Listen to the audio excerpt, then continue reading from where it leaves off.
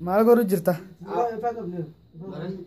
Jimaa nyaachuufin jimaa nyaachuuf deema beektarra somanaan hin oolle amma sambuusaa nyaadhatin waa nyaata xiqqashoo kan waan argate jechuudha beektaa miskinii jima nyaata amma jimaa lambaalaa tokko xiqqashoo hafe jimaa ana itti guutetin akkasin nyaaddu deema.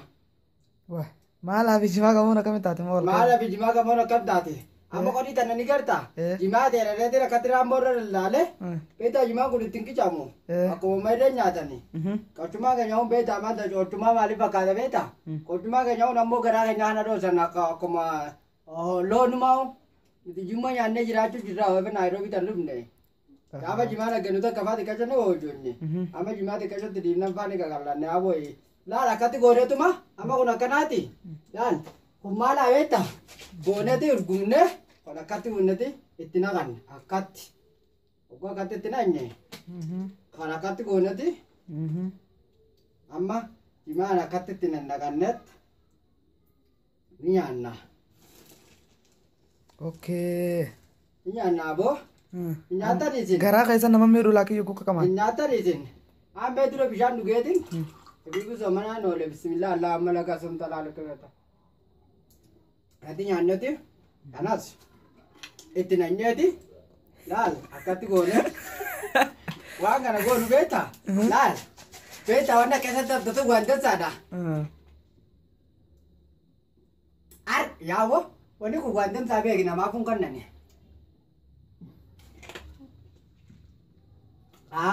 Ittiin deebi'adhaaf xiqqoo takkatti deebi'adha xiqqoo itti deebi'adheetiin xiqqoo meeni mi'aa.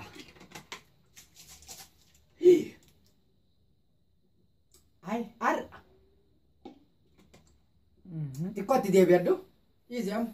Boodarra. Bishaan garaa buutanii biraa deessi. Nyaannu. Boo nyaannu. Nyaannu bara. Hay. Nyaata asinis. Ar. Waan kan namaaf hin kennanii beeku. Jimaa fi maal waliin nyaata? Bari. Bari jimaa kun nyaatuma kanuma nyaannee jiraachuu jiraatu. Yaa'u? Suuqoon itti gaaffiidha.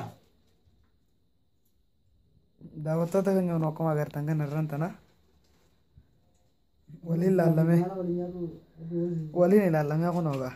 Wanni nyaatanii hin jirtu kana malee laa kanumaa jira. Wallaa. Boonatu? Wanni wanti ibsii beeka? Daawwattoota keenya irraa waan addaa takka qabadee isin dhufe. Ada. Wanni kun? Apa?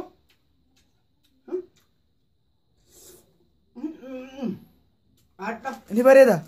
Apa? Itu cuma. Wantu mana kayak tunjuk kana malee. Baru itu dia dia sih.